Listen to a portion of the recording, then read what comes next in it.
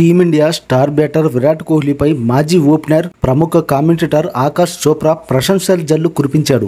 ఐపీఎల్లో ఎన్ని ఆఫర్లు వచ్చినా రాయల్ ఛాలెంజర్స్ బెంగళూరు జట్టును కోహ్లీ విడలేడని గుర్తు చేశారు. ఆ జట్టుకు విధేయుడిగా ఉన్నాడని ప్రశంసించాడు. ఐపీఎల్ 2025 మెగా వేలం నేపథ్యంలో స్టార్ ఆటగాళ్లు జట్లు మారతారని జోరుగా ప్రచారం జరుగుతుంది. Team India captain Rohit Sharma, star pacer Jasprit Bumrah, Suryakumar Yadav Mumbai Indians జట్టును వీడుతున్నారని, ఈ ముగ్గురు కెప్టెన్సీ అవకాశాల కోసం ఇతర జట్లలోకి వెళ్లేందుకు సిద్ధంగా ఉన్నారని నేషనల్ మీడియాలో కథలైతే వైరల్ అవుతున్నాయి. Lucknow super Giants, Delhi Capitals, Punjab Kings వంటి ఫ్రాంచైజీలు రోహిత్ శర్మ కోసం 50 కోట్ల ప్రైజ్ మనీ సిద్ధం చేశాయని, అతను వేలంలోకి వస్తే ఆల్ టైమ్ రికార్డు ధర పలుకుతాడని క్రికెట్ విశ్లేషకులు అంటున్నారు. ఈ క్రమంలో విరాట్ కోహ్లీ ఐపీఎల్ జర్నీ గురించి తన యూట్యూబ్ ఛానల్ వేదికగా మాట్లాడిన ఆకాష్ చోప్రా ఆసక్తికర వ్యాఖ్యలు చేశాడు. గతంలో ఎన్ని ఆఫర్లు వచ్చినా జట్టును వదలలేదని, ఇప్పుడు 100 కోట్లు ఇచ్చిన ఆర్సీబీని వీడడని తెలిపాడు. విరాట్ కోహ్లీ ఓటమిని ఏమాత్రం సహించడు, కానీ అతను ఇప్పటికీ ఆర్సీబీతోనే ఉన్నాడు. ఎందుకంటే జట్టుతో అతని అనుబంధం అలా ఉంది.